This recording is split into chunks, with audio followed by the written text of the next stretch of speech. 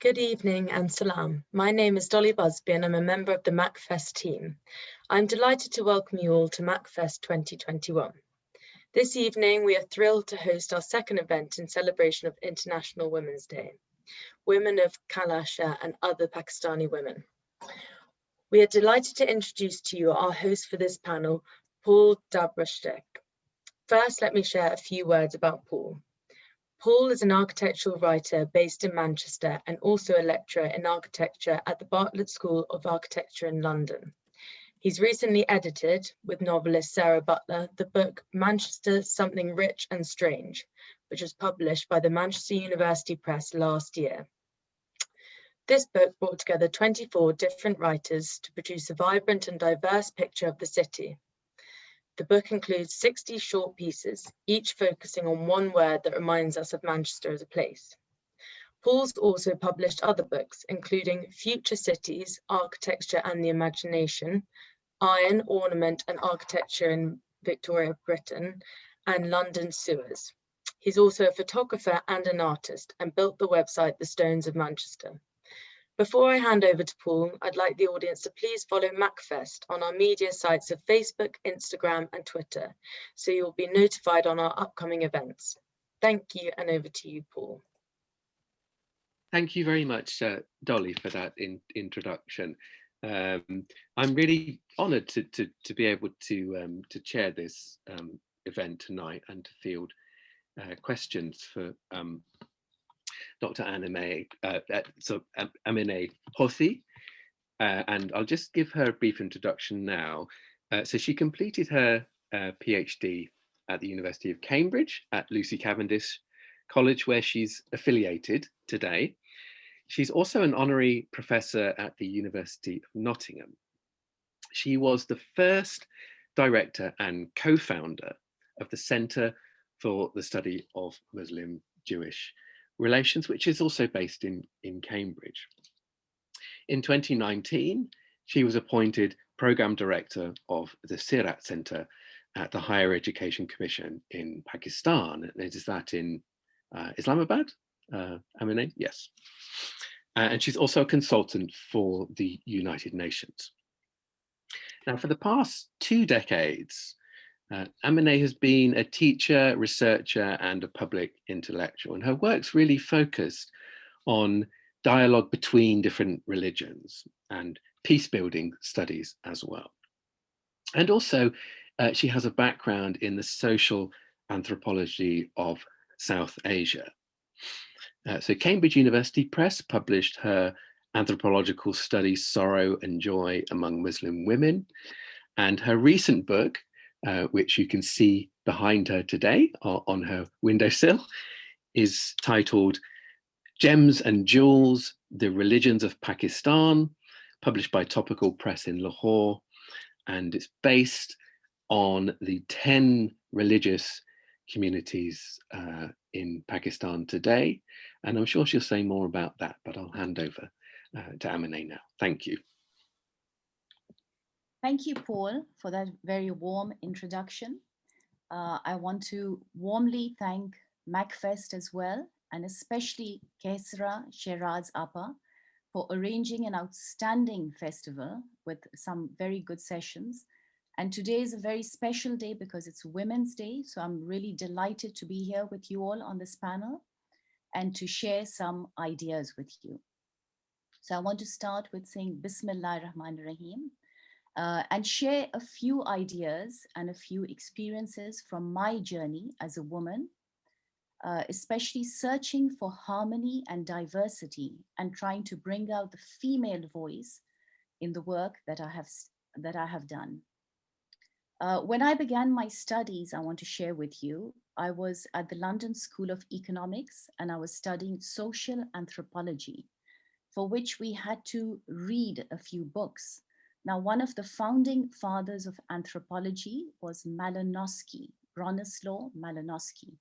And one of the titles of his books included the word savages for the people he described. So that was something very strange or shocking to me. And the second book that I read was a very interesting book by Frederick Barth on the Swat Pathans. And women were often described as ghost-like or invisible in the Pakistan region, in northern Pakistan. And so I promised myself that when I do my PhD, I will be challenging some of those stereotypes or images of other people, because the reality was often very different. And because especially my mother was from the Swat region, and my father was from Pakistan, and he had done some fantastic work in anthropology and studying the people of that region. I really wanted to look at that region again with a different eye, and an anthropologist's eye, but also a female perspective. So when I did my PhD, I worked on a book called Sorrow and Joy Among Muslim Women, and I challenged some of those images and brought out the female perspective, whether it was in the private or public sphere, but redefining some concepts that were traditionally examined and presented. Because often the society, Pakistani society, was a segregated society. So we had a male region and a female area, and women worked within the within spaces that were public but segregated. So for the last 20 years, I have been focusing on bridge building work, about understanding other people's perspectives, stepping in the shoes of the other, which was an important point and an important perspective for me. That helped me understand and also teach. So I was able to teach both in the UK and also in South Asia. And I'd love to share a little video with you that we did when we introduced a course at Foreman Christian College, one of the oldest colleges that predates the making of Pakistan. And here you see the perspective change of women and how young women are empowered by ideas of empathy, respect for the other, and diversity, particularly in Pakistan, which is so rich with diversity and it's got such a rich history and culture. So I'd love to share this video with you. Steve, if you can kindly play.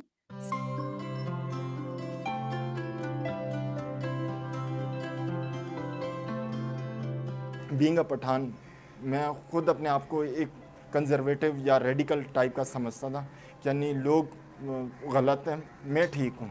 We fail to understand or even identify that there might be other people on the other side, and they might have equally compelling, equally legitimate, and equally justified reasons for believing what they do.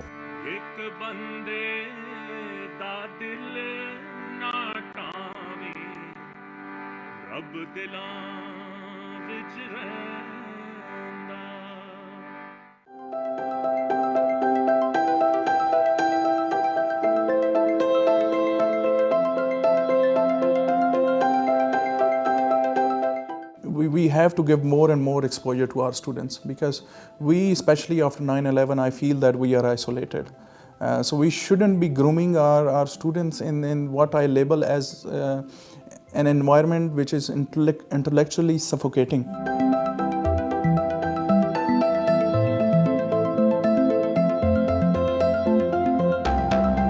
You know, Center for Dialogue, and their approach is very unique. First, I would say, something that goes to their benefit is actually where it is housed. It's housed at FC College, which is known and which has a very good repute.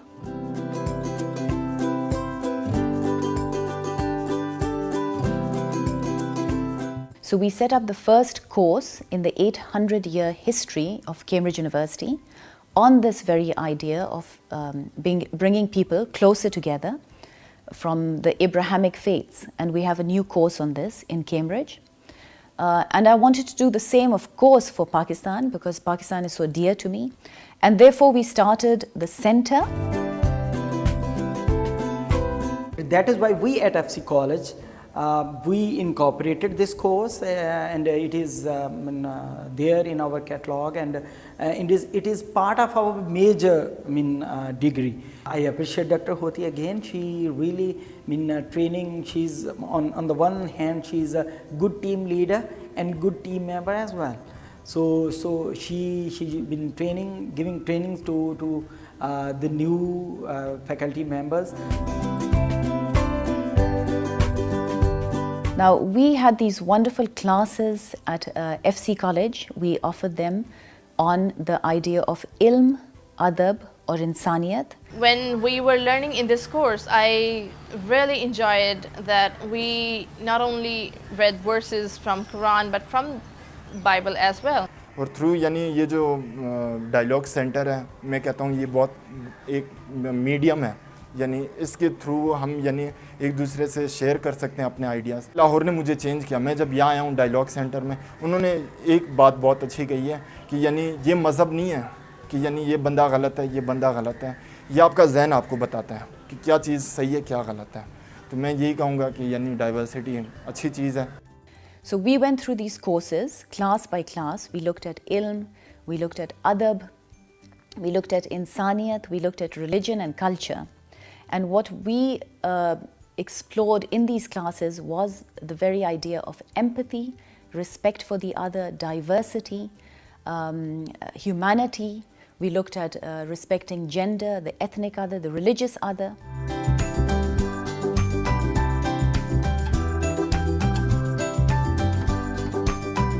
They were very heated debates. There were accusations, there were, grievances that were brought up. There were things from the history referred to between Hindus and Muslims, between Christians, forced migrations, forced conversions, things like that. And that's, I think, our referring points were not textbooks or what the teacher had said. They were newspaper articles, they were, clippings and documentaries, they were our holy books. And so I think that's what was very interesting and very crucial to why this course actually worked. This is a very subtle process. It takes time, it takes a commitment. Nothing can happen immediately. There's no pill that you can give someone to bring about this change. Instead, you bring them through a process of discovery where they're learning from one another, and you as the instructor are learning from them. There is a commitment to go through this together, and that can bring about an openness to a new perspective, and that's what we're wanting. I was always active in extracurriculars, but it was never to this extent that right after this course, the next semester, I founded a Women Empowerment Society. I got an internship and started working with Center of Dialogue and Action. So I think that's what this course did. It actually made us go all, no, we got to do something, right? You got to do something about it. To the best of my knowledge, almost 100 students have taken this course, less or more. So it means the 100 families are influenced with this course. It changed me from fear to love. They encouraged me to read about more people. I can understand what the other people see the same thing from their point of view. Peace making यानी इंसान की सबसे first priority होनी चाहिए life में कहीं भी हो वो. Remote, very backward village. I will go back to my district and I will join the newly established university over there, and I will try to establish a peace and conflict department over there. Everything starts from the home. So I am from Kohat, a countryside of the Kohat, but when I got education, college, university and everything, access to these big universities of the capital, I realized that education is something which can make contribution to the life of all of my people in the countryside. And the best way which I am paying back is to give lectures, to go to the people, join them in the jirgas, and to join them in their own family sessions. When you sow seeds of peace, the trees and the oak trees will not grow overnight. It will take time. It will take perhaps a decade, perhaps 2 decades, perhaps a lifetime of hard work, of effort, of passing on these ideas, not just to students, but to teachers, training teachers, and also changing this whole mindset of being negative, of seeing things wrongly or in a bad light, but always seeing things as much as possible in a positive light and moving forward and progressively with an open mind. तो मेरे ख्याल से कि आप piece से दिल जीत सकते हैं, लड़ाई से आप जीत नहीं सकते.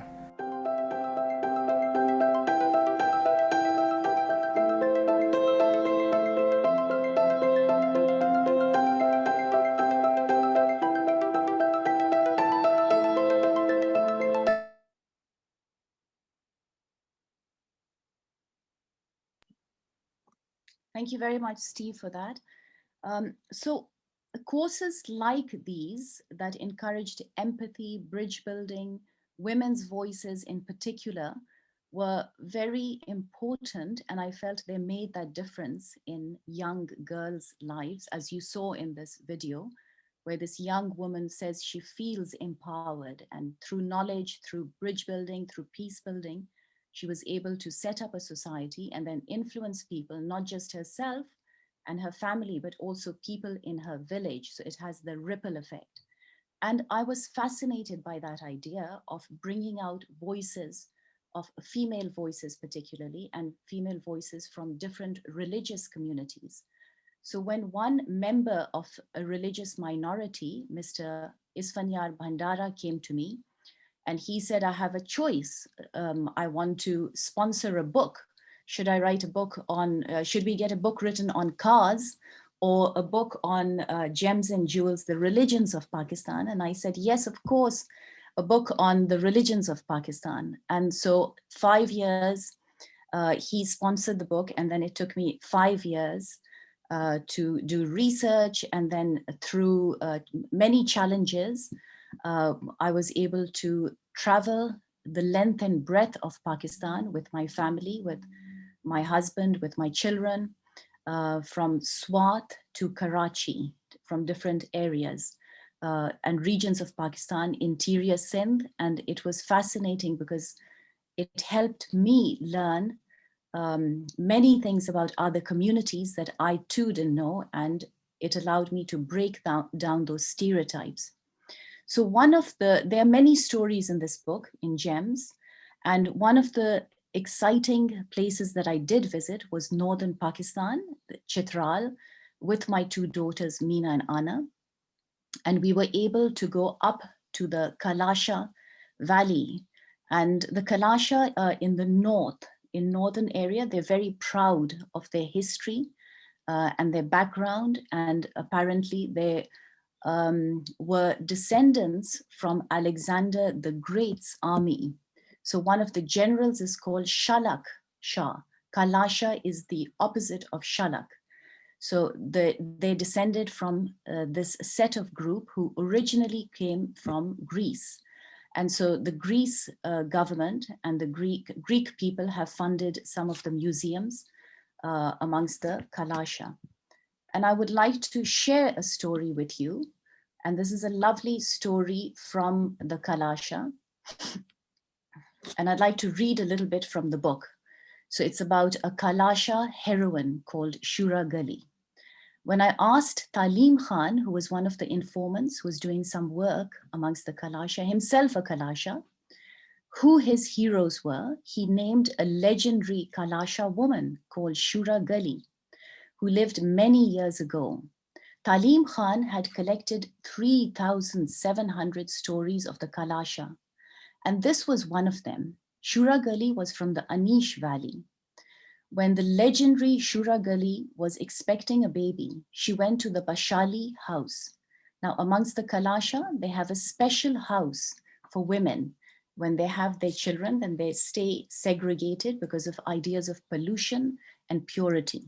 So Shuragali went to Bashali, the Bashali house, as is Kalasha custom.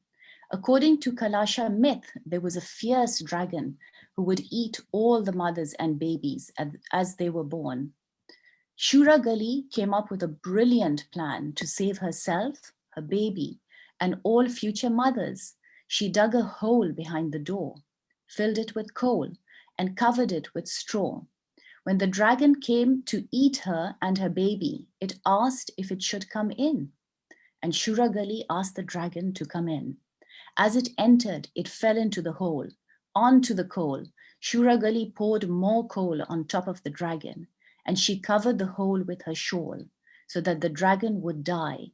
Thus, Shuragali, through her intelligence and strategy, got rid of a major problem that had troubled many women and was affecting future generations of the entire Kalasha community. The story is a metaphor for overcoming evil, and the protagonist in Talim Khan's story is a Kalasha woman, Shuragali. So it was fascinating to learn about the Kalasha, and the Kalasha are very proud of their history. So they name themselves Bhutto, Zardari. This lady is called Diana here on the right in an orange dress. And so you see a sense of pride and history here with the Kalasha. Steve, if you can show us some more pictures, that'll be great of the Kalasha. You see a recent visit, the royal visit to the Kalasha.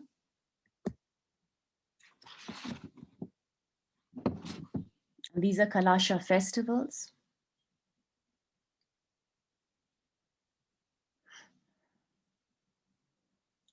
And they have wonderful dresses, lovely head dresses and wonderful colorful dresses. And the culture is very unique. It's a unique culture within Pakistan with their own rules and with their own laws of respect and purity and pollution. The houses are very clean.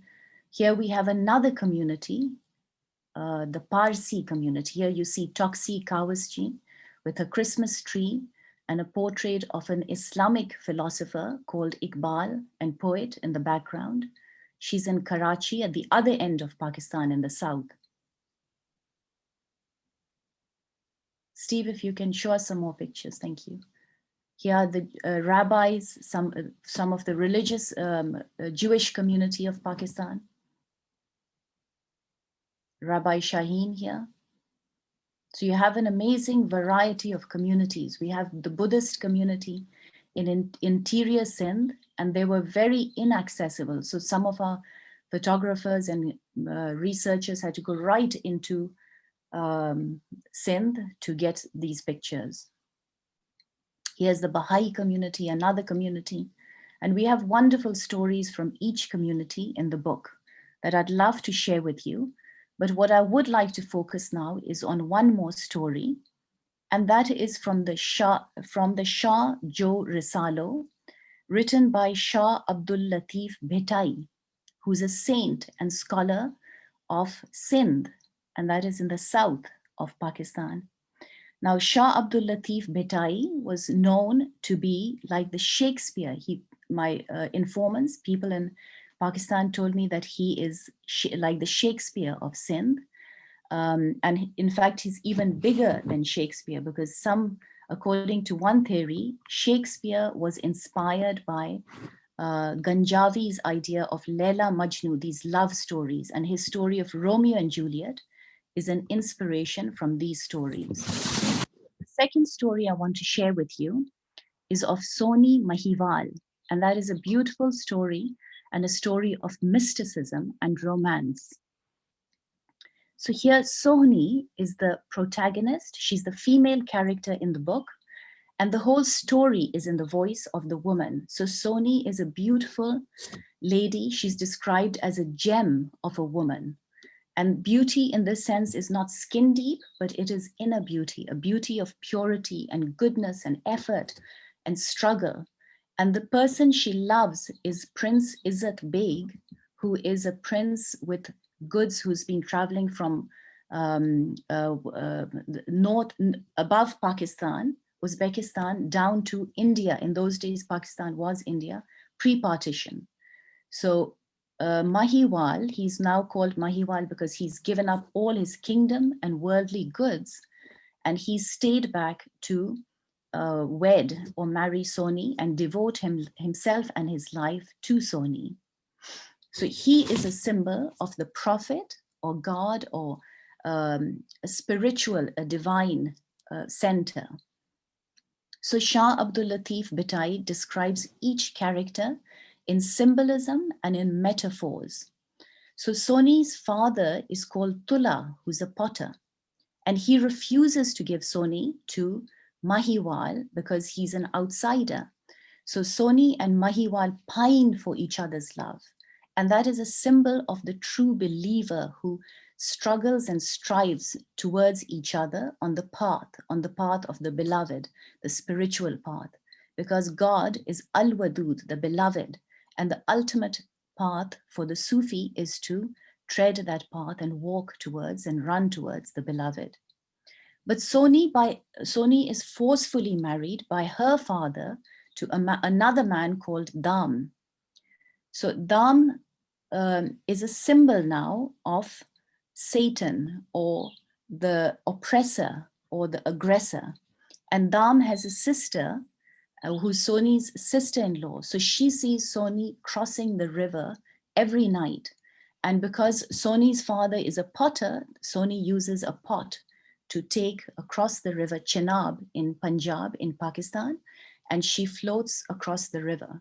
But one particular night when Soni's sister-in-law exchanges this pot for an unbaked jar, the river at that night is particularly turbulent, and the river is very strong, the currents are very strong. Soni takes her pot, which is a symbol for worldly glamour and worldly glitter, and that pot disintegrates in the water at night. And the river is infected by crocodiles and snakes and all sorts of predatory animals. And they eat up Soni's body. And it's a very tragic story because like Romeo and Juliet, they can never meet, but their love is a symbol of a union towards God, towards the beloved, towards the spiritual.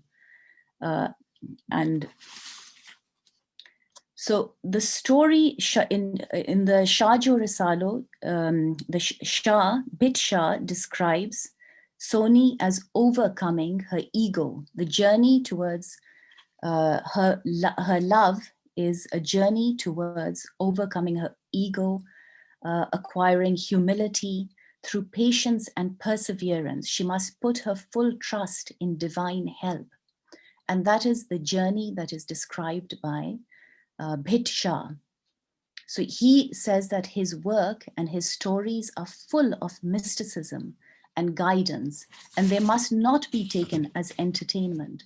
So when I did some research for this book in Sindh, I was told that some of these stories are like or comparable to a divine book in the Shahjo Risalo, because that is so special. It's in these stories, the Quran is very often quoted and Rumi is quoted, and these are very special saintly figures in these stories. But the voice is all the time in the voice of the woman. So they're very special to us. Now I'd like to step back a little bit and share with you another video from an award-winning project called Journey into Europe, where I joined my father, Professor Akbar Ahmed, who did the keynote speech for MACFEST. And I'd like to play a video on Women of Granada. So you see their challenges. You've seen Soni's challenge. You've seen Shuragali's challenge in northern Pakistan and in South Pakistan. Now we'd like to go back to Europe, where we are at the moment, and see what are the challenges. So Steve, if you can kindly play the Granada video.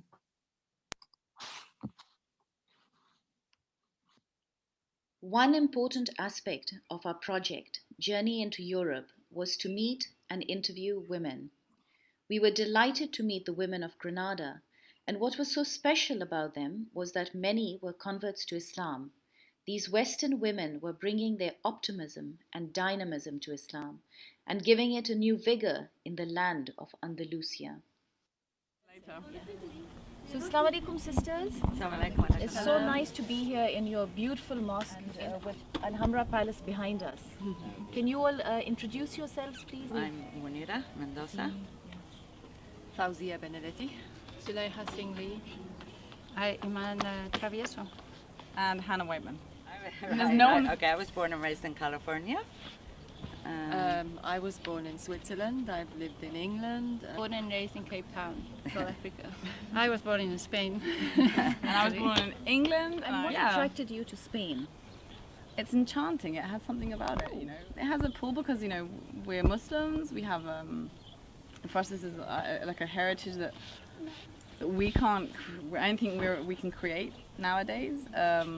It's fantastic, you know, it's beautiful. It's like the kind of the height of the Muslim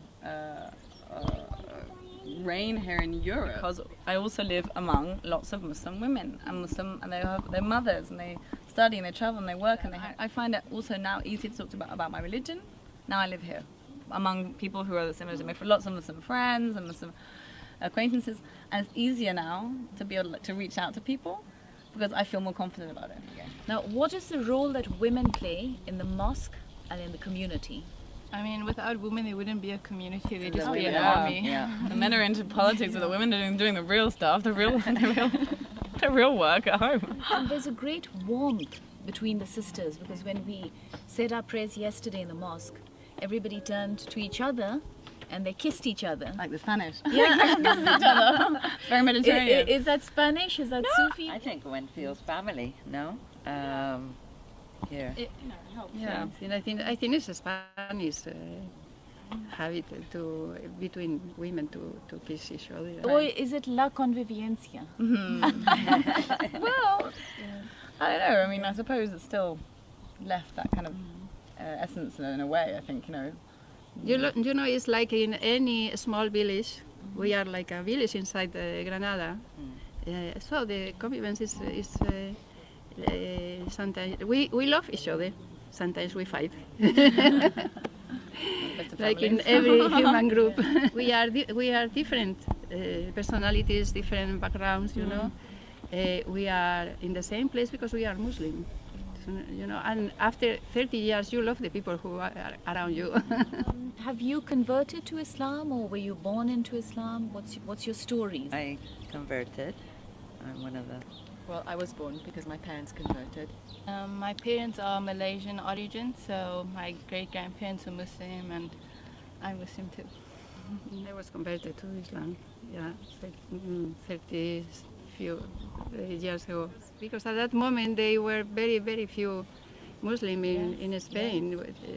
It was like something very strange. Many years, many people tell me that I speak very well Spanish. And when I try to say, yes, I am Spanish, I am from Valladolid, the place where they speak the best Spanish, the people don't understand, no?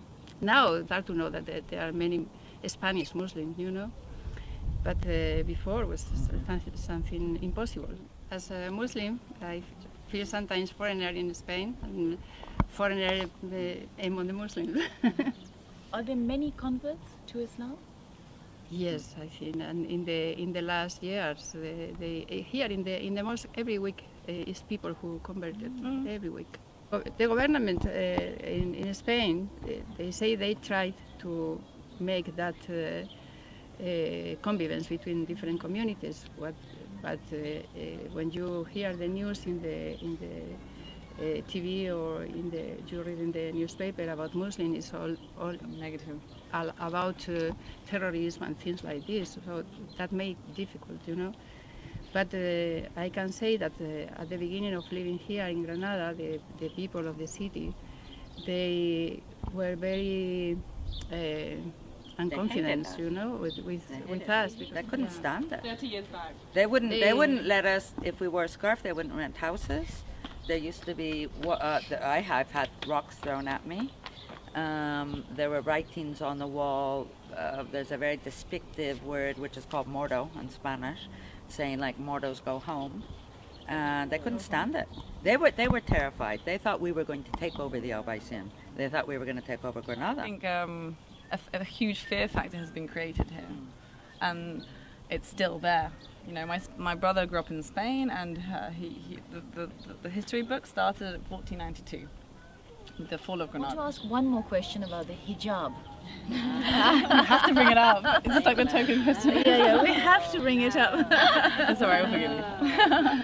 So, what are your comments? That the hijab came for the Muslim women to be respected.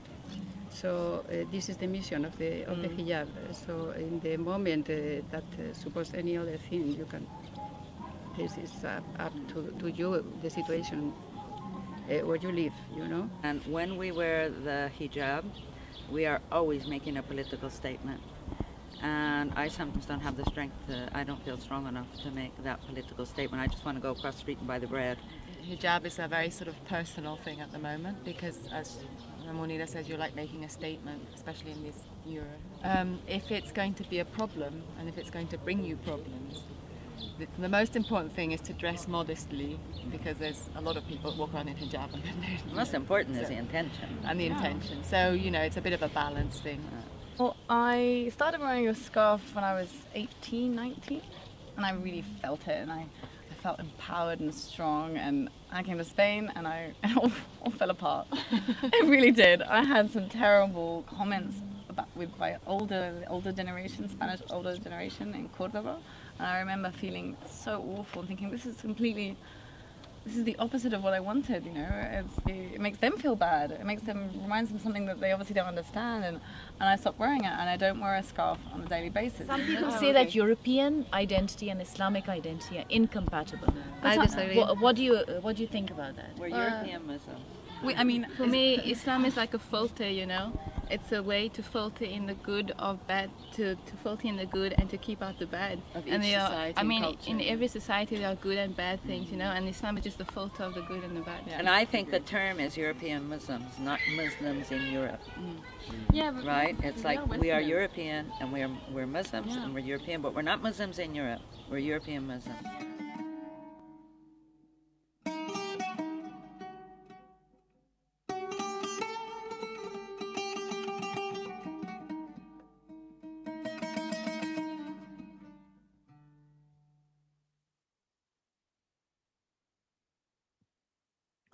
Thank you very much, Steve.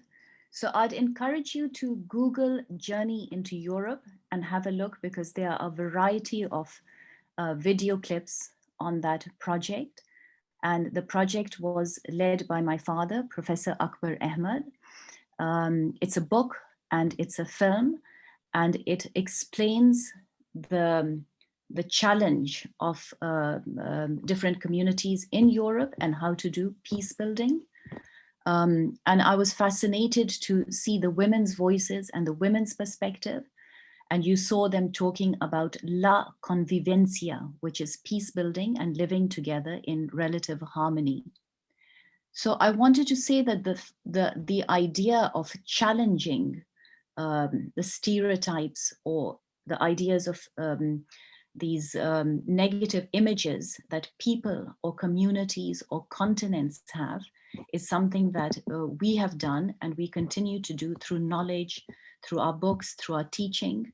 And that's something really interesting. So research and seeking knowledge is something really fascinating, and I'd like to teach that to the students and like to do that ourselves, because that allows us to see depth and the variety that women's perspectives and what the role that they play both in public and private lives.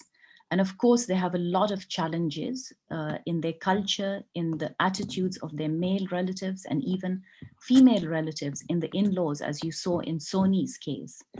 And every woman, I would like to say, is a Soni in overcoming her challenges and struggling on the path of the Sirat al-Mustaqim, the difficult path.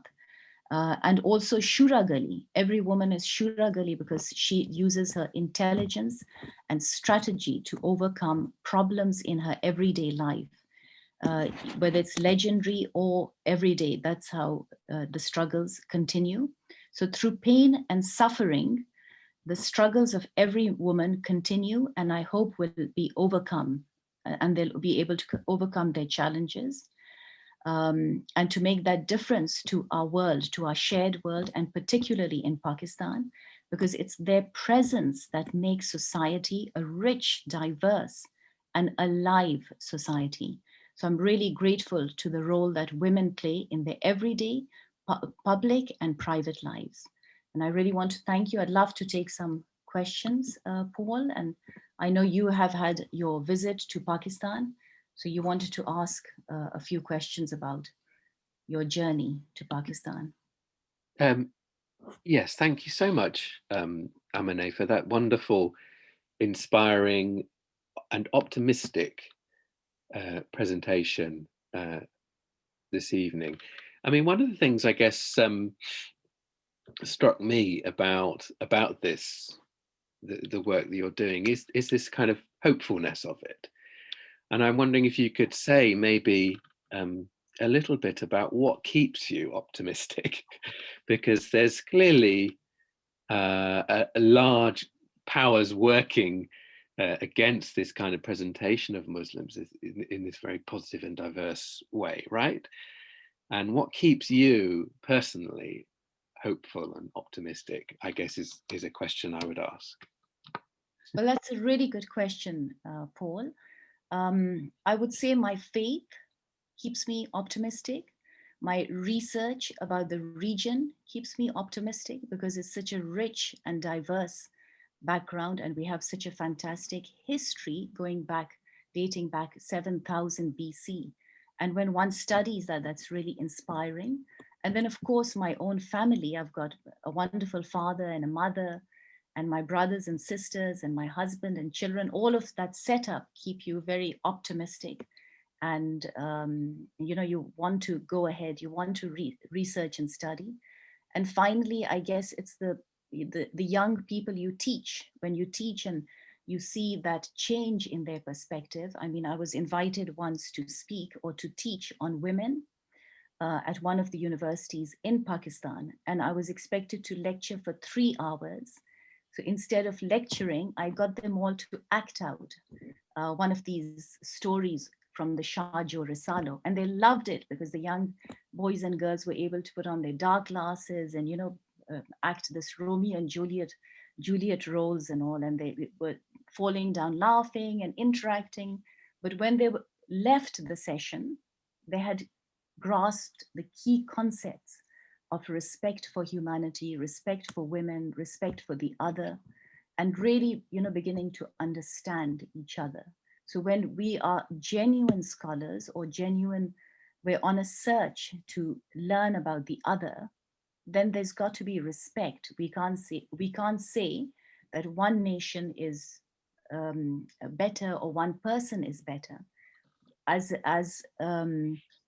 Shah Abdul Latif Bhittai in the book explains, we have to have a sense of humility.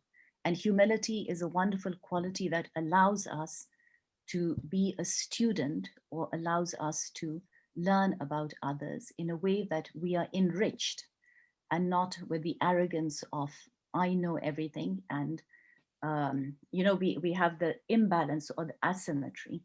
So that I was very inspired by some of these stories, which I really didn't know about, but was very privileged to learn through writing about this book. Thank you. It's interesting that the word, I was thinking the word humility, I think the original Latin word means to put yourself in someone else's place, which I think is a lovely, it's not a definition I think we'd actually think. Normally we think of humility as a sort of quite a negative feeling, right? Whereas that to me is such a positive way of thinking about what humility means. It's a genuine kind of willingness to think in terms of the other, right? And that's what I feel is very strong in terms of the work that you're doing and the position you're kind of advocating here. So, I mean, I would like to invite anyone else who is here tonight to ask questions, whether fellow panelists or participants. If you want to ask a question in the chat, please do. Otherwise, I have many questions, but I don't want to completely dominate proceedings. So would anybody else like to ask a question?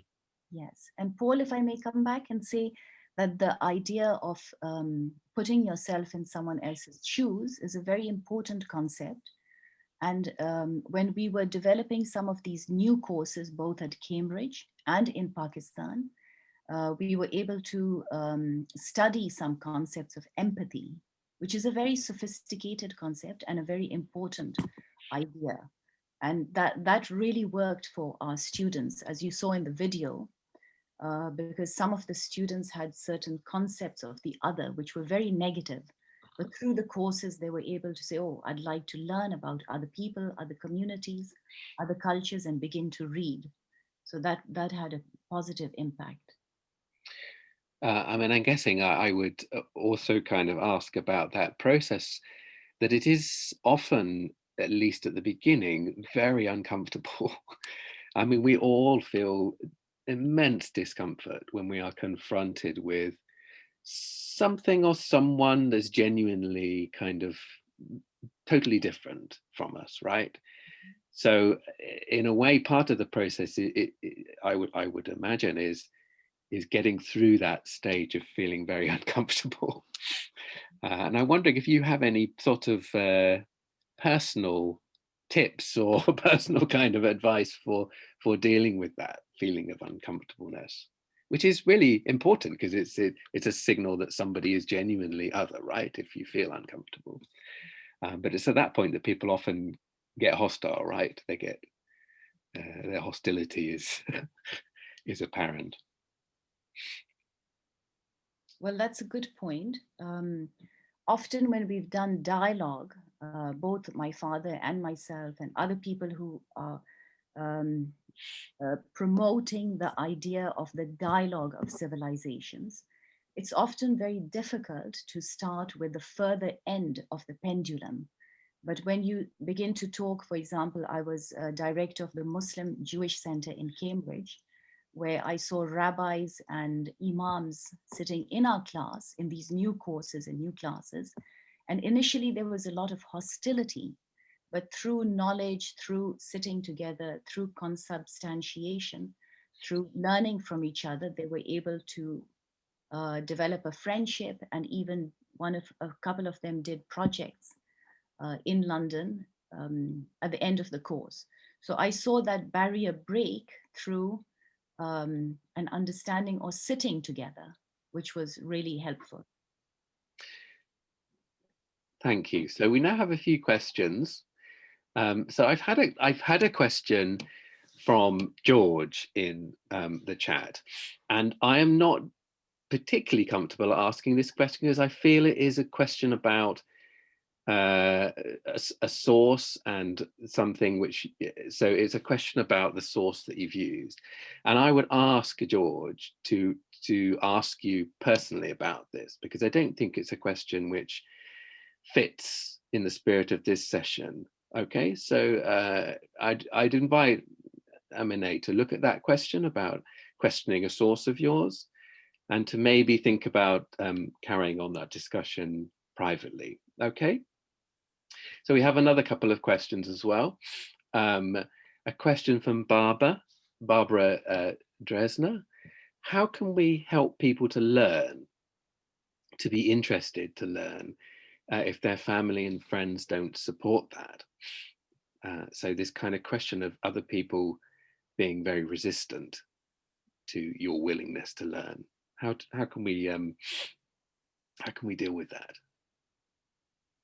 Well, that's a good question, and we're all resistant, Paul. When we have new ideas, new people we meet, but again, it's about friendship. It's about learning. I think human beings are also very curious about the other and about other stories, and it's through knowing, through wanting to learn about others, that we begin to understand ourselves and our stories, and about other communities.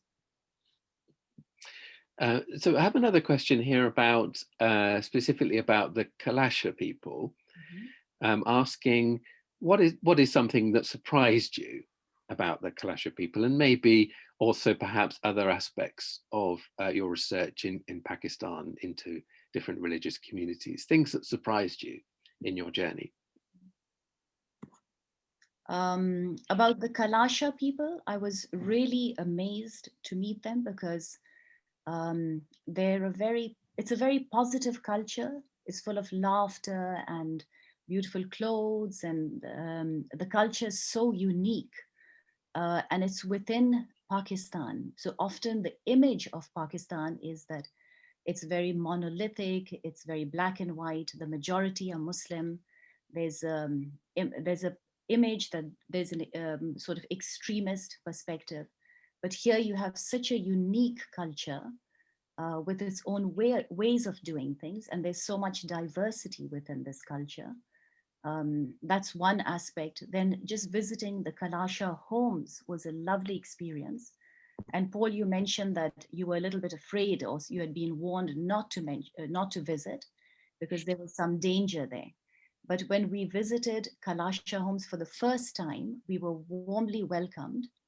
And the people were very friendly, very hospitable. And really we were made to feel, that we were part of the community. So when my little daughter went with me, she came back saying, I want to be Kalasha because, they're such good people. Every morning we were greeted with Ishpata. Ishpata is welcome. And so it was really fascinating to be there and to learn and to observe and to be part of the community. That was just one of the cultures that we visited, but there were so many others. For example, the Buddhist community, learning about Buddhism, or the Baha'i faith in Pakistan, or even the Parsis. There's a fascinating diversity there. Thank you. Let me just, I've got a couple more questions here. So the Dialogue in Action courses that you run, there's a question here from Jane Moon about the possibility of introducing those more widely into schools in Pakistan. And I'm wondering about your thoughts on that in terms of whether that's possible and whether, how effective it might be, or how needed it might be as well. Sorry, which schools, Paul? Just generally in schools, so much wider kind of idea of having this kind of education more widely in schools in Pakistan. Yes, I think that's a really good idea. It's important to have interfaith empathy courses, not just in Pakistan, but worldwide. And that's something that it's a dream that if in a lot of our schools we could discuss and the respect of other communities, other people, other cultures, and begin really to hear their voices. That is something that would be wonderful. And I know that the Pakistan government has had a couple of sessions on this to re-look at the curriculum and to see how they can reshape some of the textbooks, because some of the books have been outdated. Thank you. I was wondering if I could ask a question just sort of about connected with my own experience in Pakistan. So I guess as a British traveller, I felt very self-conscious of the colonial history in Pakistan when I was there, and it was still very evident in parts of society in Pakistan, and probably also in India as well. But I was interested to sort of think about, well, there's another side to this, right? There's another education that needs to happen, and that's the colonials, the former colonials need to be educated to be more. I don't know what it is about our view of Muslim culture in general, and specifically Pakistan, how we can move out of this kind of monolithic way of seeing things, and what's needed here in Britain and in the British education system to achieve that as well. Because the media is not a helpful place, is it, to get educated about Muslim culture? And I'm wondering where we can do that, and what are the ways we can do that as well. Yeah, that's a really good question, Paul. And the education in Britain is a very good one, I must say, because compared to many other parts of the world, but there's still many gaps, and particularly because Britain has had a history with South Asia and with such big regions like India and Pakistan, and there's such a big population there. I think it's important to revisit the curriculum in Britain as well, and to study the people in South Asia, to know a little bit about the background, about the history, about this interaction, because it was a very important period where there was about 300 years of interaction there, and there's still feelings from that time. There are feelings of resentment, there are feelings from, there those feelings which still exist in the present community. So those need to be addressed. And we did one of the textbooks that when I was working at Cambridge, it was again on diversity, on respecting the other.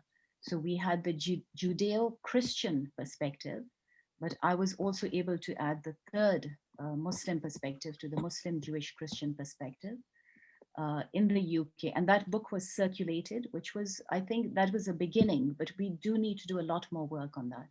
And that's a super suggestion, perhaps, to the government. Thank you. So I have a couple more questions, if it's okay.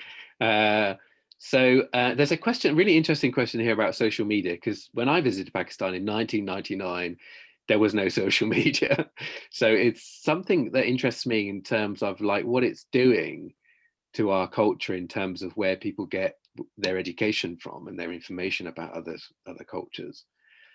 So in a sense, so the question is from Yasmin.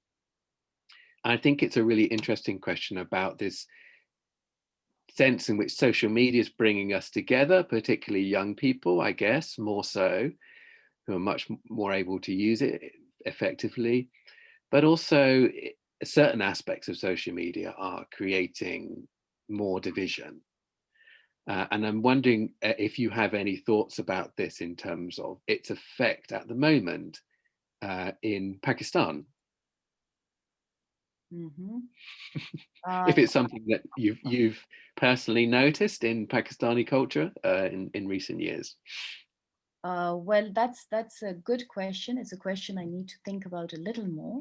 But I think with this COVID, what the social media has done, it's brought us all together, ironically, because although we traditionally would meet in conferences or, for research, we'd go, especially we'd sit in a car or sit in a plane and journey.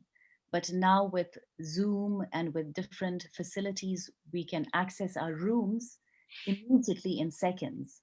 So I think it's sort of brought us closer together in one way. And it's something that's really impacting Pakistanis, because young Pakistanis are very active on social media. And I know there are lots of bloggers and there are lots of vloggers and also I know they're very interested, especially the young generation. Great, thank you. So we have a question from Eleanor Hall as well about the changing nature of education in Pakistan, particularly for women and girls as well. And this is in relation to the extraordinary work done by Malala in the past few years. So have you noticed a change more widely in Pakistan in relation to the education of women? Well, I think where Malala comes from is Swat, and my mother is from Swat as well. Post Malala, girls have really picked up on education, especially in Swat area. In fact, my great-grandfather happened to be the ruler of Swat, and he set up the first schools in that region, so which educated, including Malala's father, and set up schools for girls and for boys and the first university. So Swat was known to be much more advanced than other regions. And I think there's a lot of anthropological literature on that as well. I would like to see much more development, because according to the Constitution of Pakistan, every girl and boy from a very small age to the age of 16 must be educated. Education is compulsory, but in reality, there's a distance between the law or the written word or the constitution and practice. And I would really love to see more rights for women, more education for women, because that is all the faith communities that we interviewed promoted education, promoted respect for the other. But again, there was a distance between theory and practice. And that's the gap that I'd like to see closed. Thank you. I guess I had a question about your travels in Pakistan, which I'm extremely envious. And also seeing the Alhambra there, I'd love to go to the Alhambra. It would be a great, wonderful place to visit, I'm sure. And so certain areas in Pakistan have a reputation for being dangerous, lawless. Balochistan, and also some of the tribal areas as well, and even places like Karachi, I guess, don't have a great reputation in terms of what you're advised as a tourist. And I'm wondering if how you found it traveling the length and breadth of Pakistan, and whether or not there were sort of situations where you didn't feel safe, or some kinds of difficulties arose. I'd just be interested to hear a little bit more about that. Well, that's a good question, Paul, because, you know, as I said, every country has these stereotypes or the image of a country. And unfortunately, Pakistan has an image of being a dangerous country, or especially certain parts of Pakistan. And I think once you're there on the ground, then it's a different situation. So for example, when we were going up to the Kalasha valleys, it was very dangerous, and because the valley is so steep, and our car's wheel was literally at the edge of the cliff. So it was a different kind of danger. It wasn't a danger from people, but a danger from the way roads were constructed. Now, there's a double paradox, because if the government makes good roads and to the Kalasha valleys, then a lot of tourists, a lot of people will flood in. And I think that's not very nice for the people locally, because they don't want to be displayed, or they don't want to be looked at in a way that is, you know, not respectful. And so it's important that they have their privacy, or their sense of space, and their sense of respect. So there's a different type of danger that we experienced, and it was really, really, you know, scary when we had another car come towards us, because that was it. You know, either your car reverses right up on top of the mountain, and then you have to cross across. So there was that kind of danger. And then, yes, there is, you know, the fear, for example, for a woman doing research. There was one incident where I was meeting a rabbi, a Pakistani rabbi from the Jewish faith, and he lived in Pindi. So I had to go in, it was, I think, late evening. And I just thought to myself, I'm a little bit crazy here, sitting in the car, you know, driving with a very small group of people to unknown city, with meeting unknown people. But it turned out to be a very lovely evening, where I met a completely different community, got to know the people, got to know the young of that community. And it was a very positive interaction. So I'm really glad that I went and interacted. Yes, and I mean, I guess I would concur with you that although it's a long time ago since I went to Pakistan, I still have very vivid memories, because it was one of the most extraordinary places that I've visited, and also how different it was on the ground from how the perception beforehand. I was very scared of going. There was lots of advice not to go, and things that people told me. And I think it's quite interesting to kind of just move through that and to experience something for yourself and to really feel the difference. It's very amazing. And I think it changes your attitude about, like, well, maybe I shouldn't believe everything that I'm told, and, you know, I should experience it for myself to really know. And that's the only way you can know really about people and places, if one chooses to do that. But what I found fascinating, Paul, was the image or the stereotype that Pakistan often has for its women. And for this book, while studying the women and interviewing people from different faiths, I was really, really stunned and at the diversity of these communities, and especially the role that women played. I was very, very impressed, because often they were at the forefront of doing social work, or you know, making those bonds within the community. So the role that women plays is a very special one. And I think that's a really, that would be really fascinating for me as another project to follow up on this, to see what role women play in society and to what extent they can help the community in terms of la convivencia, which we saw in Granada, where the women were talking about bonding and respecting one another. And to what extent can the world be different if women are leading it, for example? Since it's Women's Day. Yes, and it's a question that's been asked quite a lot in the COVID pandemic, where we've seen women leaders, particularly in New Zealand, showing a different kind of approach, which has been very obvious that it's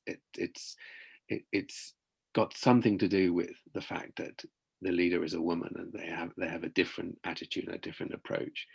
So I think it's something which has been very much highlighted during the COVID pandemic, and I very much hope will stay on the political agenda in years to come as well. I guess one question also that I found it really fascinating was the Shah Juristalo text. So am I right in thinking this is a text or an oral tradition, or is it both of those things? And I found it really fascinating that it's from women's perspective, and I don't know the different religious traditions, but to me it feels really unique, that aspect of it. And is that the case? Is it unique amongst religious traditions to have this women's narrative, if you like?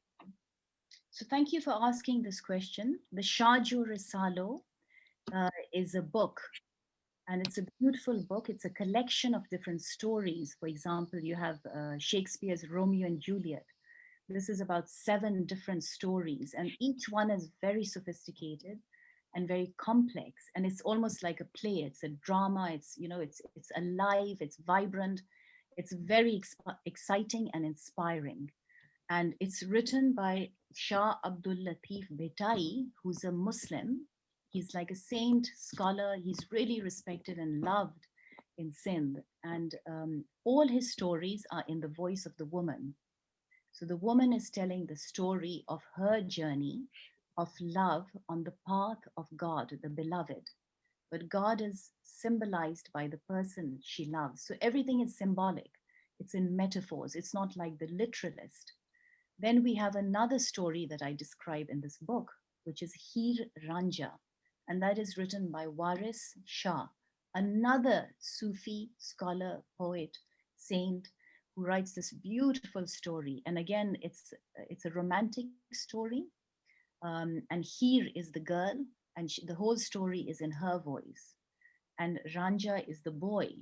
And again, he's the secondary, he's a little more effeminate, but Heer is the strong, tough, the woman right in front. She's beautiful, but again, beauty is defined in terms of a woman's best potential, a woman's best character, and what she can do in terms of reaching a human, the best level of the human soul.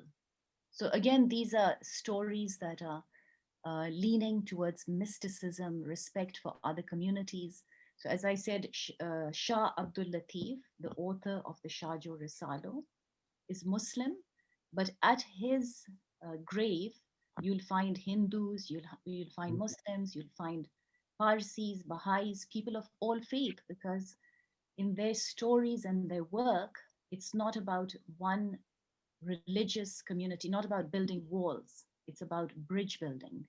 It's about reaching out. It's about respecting others and including others. So that's the key message. And that's what really stunned me, that although the image of Pakistan is like a monolith, it's, one perspective is very black and white. In the media, your point that we need to educate ourselves, educate the world about this is absolutely right, because you have these wonderful stories and, we don't know about them. And it's a treasure, not just for the people of South Asia, but for the world. They're gorgeous stories and they're really inspiring and really, really, sort of beautiful, beautiful stories to learn about and read about. Thank you, Amineh. So there was just a couple of kind of comments in the chat. So Yasmin has said about the vibrancy, the multicultural nature of Karachi, and also a very friendly city to visit, in kind of countering the image that I had, that I was given about Karachi as a city. And also about, so Shabana said about traveling alone in Pakistan 5 years ago, and visiting places like Peshawar and Abbottabad and the Kagan Valley as well, and saying how safe and amazing and how far it was from the attitude most people have outside in terms of the safety of Pakistan, and that we need more positive representations of the country in the media, perhaps travel programs about Pakistan as well. So that's great, and I just would invite any more questions now. I mean, we can conclude if we're feeling we're sort of run out of steam in terms of questions, or but we still have 15 minutes or so we can use if we want to. There is a question in the QA. Where am I looking?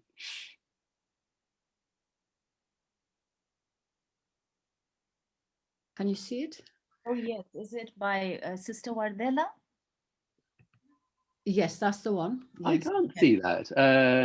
Qaisra, do you want to ask Yes, it? okay. Wardella says, how are the other religious communities viewed by the majority Muslim community in Pakistan? That's a very good question. Very good question, Sister Wardella, and thank you so much for joining us from America. Sister Wardella is converted to Islam, and she is a wonderful sister, and a sister to our family and to my father and to my mother, to myself. So it's great that she's here. Thank you so much for joining us. So I think the majority of people in Pakistan may not be aware of the Shah Jo Risalo, you know, these diversity, again, just the way we all say, just the way Paul says, oh, I've heard these rumors that it's not safe to travel. And I think COVID has locked us in even more. So we have not been able to get out, to explore, to learn. And as well in the curriculum, these books are not explored, they're not there or discussed. And that's what I would like to really see, these voices coming out, where, you know, you have a whole history and a whole literature in Pakistan of voices which are very inclusive, which are very positive, and which are in women's voices. But I don't see them in the curriculum. And that's what I would love to see how we could include that. And do you think that, I mean, clearly that would be something that would help attitudes towards minority groups in Pakistan and elsewhere, I guess? Yes, that would certainly help, because it'll break down those barriers or lack of understanding. But as I say in the book, that I hear the voices of different communities, and we went out to interview people in Sindh, Karachi, Kalasha, you know, different regions of Pakistan. There were also very positive stories. For example, in Hassan Abdal, which has this beautiful Sikh Gurdwara. It's one of the oldest Sikh temples there. And I visited with my team and of photographers and family and people I went with. There was a Sikh house living next to a Christian household and a Muslim on the right. And they said, we live in relative peace and harmony, just like any other neighbors do. But our big problem is poverty. So if anything, you know, I always say this, rather than judge another country as extremist or, you know, if there's any way to help, then it's to open up a school, open up a hospital, rather than say, oh, let's fight with this country. Let's try to help the poor people.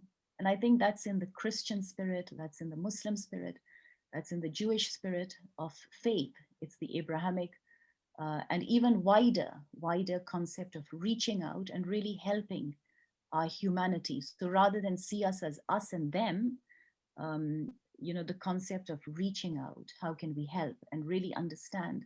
And that way we cross those walls and begin to build bridges. Thank you. And I have to say, you know, as a visitor to Pakistan, that was what I felt most of all. This sense of reaching out was actually just part of everybody's, you know, I know I was a stranger and a visitor and probably had a very privileged view of the country as a stranger, but how rare it is for strangers to be treated almost better than other people, right? I felt that was quite an extraordinary thing that just seemed to be present very strongly in the culture. And I know that is a part of Islam as a religion, and one of the things that's expected of you as a Muslim is to be hospitable. But that's you know, that's fair enough. But to experience it so regularly and you know, as a visitor was really quite overwhelming, and has stayed with me as something very precious. So I thank you. Well, that's what I experienced amongst the Kalasha. As you know, someone from the mainstream, someone from Islamabad. I went all the way up to Chitral. We had to catch the plane, but we couldn't because the flight got cancelled. So we drove all the way up, and we were really tired after 17 hours on the road. And as I said, a very dangerous road. When we reached the Kalasha community, we knew nobody, but we had been referred, you know, stay at so-and-so's house. And they treated us, you know, literally like their family. They really warmly welcomed us. They cooked for us every day. They took us around. They really went out of their way to help us. So they're lovely, wonderful, wonderful communities in Pakistan. And again, as human beings, we've got to learn about them and appreciate them. And that's what was such a privilege. Doing this book allowed me to hear those voices and to reflect them a little bit in this book. I mean, this book hasn't captured everything, but again, it's open to you all to go and learn and discover about them and discover about this wonderful world, because in every pocket we have communities and we have to reach out to them. Thank you. So maybe I would just mention also, just to close, some other events that are happening in the next week. Black Queens of Islam with Ismailia South on Wednesday at 6 p.m. And also Muslim women converts from France, Dubai, Poland and Britain talking about their experiences as well. And another event as well mentioned by Qaisra is also an event live from Afghanistan, a conversation with famous Afghani women, politician Fawzia Kufi. This is on midday on Saturday. And there was a question from Shabana about where we can access your book, Amineh, Gems and Jewels.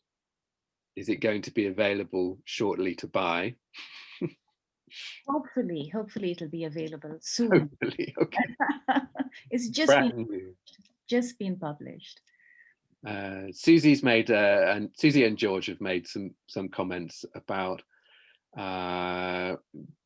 really uplifting and comprehensive sweep. Left absolutely fascinated. We thank you for the wonderful talk, and yes, just generally thank you. And I'd also like to say thank you very much to Amineh. It's been a real privilege to be part of this event. Thank you so much. I really appreciate everybody's time here. I know people have joined from all parts of the world and very special people. So thank you all so much for your time, for your effort, your everything that you do. And Paul, thank you for moderating this event. And Qaisra, thank you so much with all your team for an excellent job and everything you've done. And I've learned so much in MACFEST. I've enjoyed some of the talks and really learned a lot. So I really appreciate this opportunity. Thank you so much. Thank you so much, Dr. Amineh. That was absolutely a marvelous session. I learned so much. simply amazing. We could have gone on for more. And thank you also to Paul. Well done for wonderful sharing. And thank you to our team. And thank you for all of you attendees who joined us from wherever you have and stayed with us at this sort of time. So inshallah, we'll see you again soon at one of our other events that Paul has kindly shared with you. So good evening or good afternoon, depending on where you are. And assalamu alaikum. Thank you so much. And I want to thank especially my friend Charlotte from Cambridge, who's joined us on Women's Day. Oh, that's wonderful. Happy International Women's Day. Sister Wardella and my parents and all the wonderful people, my family, all of them have joined. Absolutely. Big family, all of them. Thank you.